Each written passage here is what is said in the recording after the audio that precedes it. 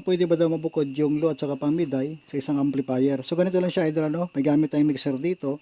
So kahit anong channel ng ating mixer, pwede natin mabukod yan. So gagamitin natin na connector dito idol, ito, dual mono TS sa dual male RCA. Dahil naka TS output yung ating mixer dito. So ito naman yung magagamit natin na 3.5 to dual 6.35 na mono TS.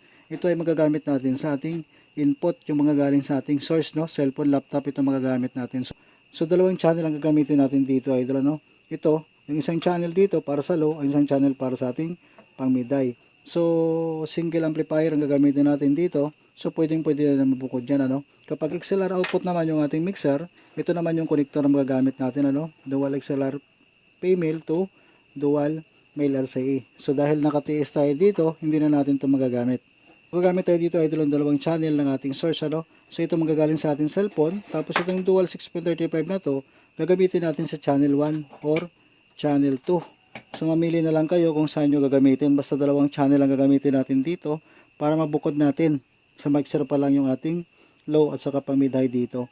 So kung napapansin nyo idol, ito yung ating pan, dito tayo gagamit ngayon, ano? So itong connector na hawak natin, ito, dual mono TS sa dual male RCA. So may kulay pula siya at saka kulay puti. Ito yung sundan natin para mas madali yung ating magiging connection dito. Ating source nasa channel 1 at saka channel 2. So yung channel 1 gagamitin natin sa ating pang low, ano? So ibaba natin yung pang high dito, high at saka pang mid high natin dito. Ayan, ibaba natin, ititira natin itong low. Itong pan na to, ikabig natin sa kaliwa.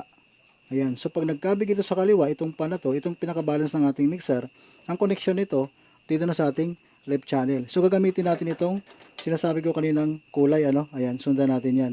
So itong kulay puti na to, mag-output tayo dito sa ating left output ng ating mixer. Tapos itong RCA na to, i-input natin sa ating amplifier kung saan naka-selector or naka-audio input yung ating amplifier, ano? Kung naka-selector B yung ating amplifier, so sa audio input B tayo mag-connect. Itong kulay puti na to, ilagay natin sa puti rin para left channel din ng ating amplifier ang magiging connection nito. So kung ang ating speaker dito na gagamitin sa ating pang low, no? Dito tayo mag-connect sa left channel ng ating amplifier. So limbawa itong ating connection para sa ating pang low na speaker, so dito tayo mag-output sa ating left channel ng ating amplifier. Ayan. Pang low na ito dahil naka left channel yung ating pan dito. So ngayon itong channel to gagamitin natin sa ating pang mid high. Ibaba naman natin yung pang low dito, ano? Ititira natin yung mid at saka high niya. Tapos itong pan na to, yung balance niya, ikanan natin.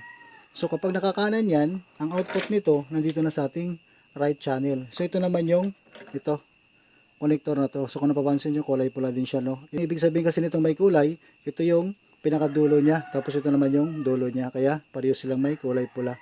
So output tayo dito sa ating right channel. Tapos itong RCA natin, dito naman natin siya input sa kulay pula ng ating audio input B. Ayan. So naka-input na tayo dito sa ating right channel.